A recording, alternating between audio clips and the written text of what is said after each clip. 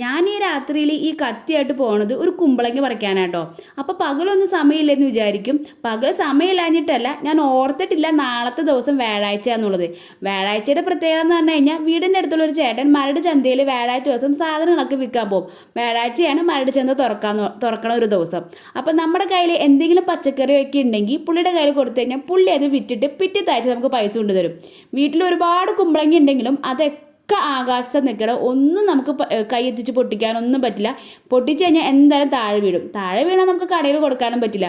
അപ്പോൾ കൈ എത്തണത് ഇത് ഇവനെ മാത്രം കേട്ടോ. അങ്ങനെ ഇവനെ വേഗം ഞങ്ങൾ പറിച്ച് ഒരു കവറിലാക്കി ആക്കി ഇനി പുള്ളിയുടെ വീട്ടിൽ കൊണ്ടുനടക്കണം. അടുത്തായതുകൊണ്ട് കുറച്ച് സമയം വൈകിയാലും വലിയ തെറ്റൊന്നുമില്ല. നാളെ വെളുപ്പിന് പുള്ളിക്കാരൻ ഇവിടുന്ന് മരടിയിലേക്ക് പോകട്ടോ. അപ്പോൾ പിന്നെ ഇവനെ വേഗം കൊണ്ടു കൊടുക്കണം. അങ്ങനെ ചേട്ടൻ്റെ വീട്ടിൽ കൊണ്ടുകൊടുത്തു. അപ്പം തന്നെ അവർ തൂക്കമൊക്കെ പറഞ്ഞു തന്നു കേട്ടോ. പിന്നെ ഈ കാണുന്ന വണ്ടിയിൽ ആളങ്ങോട്ട് കയറിപ്പോകും. ഇട്ടാവട്ടത്ത് കിടന്ന് കറങ്ങാനൊന്നും നമ്മുടെ കുമ്പളങ്ങിക്ക് ഒട്ടും താല്പര്യമില്ല. അങ്ങ് മരട് ചന്ത പോയാലാട്ടോ ആൾക്കൊരു താല്പര്യമുള്ളൂ. അന്ന് പിന്നെ ഈ വണ്ടിയിൽ അങ്ങോട്ട് കയറ്റി വിടാലോ. നാളെ വെളുപ്പാവുമ്പോൾ നമ്മുടെ ആശാൻ മരട് ചന്തയിൽ എത്തിയിട്ടുണ്ടാവും.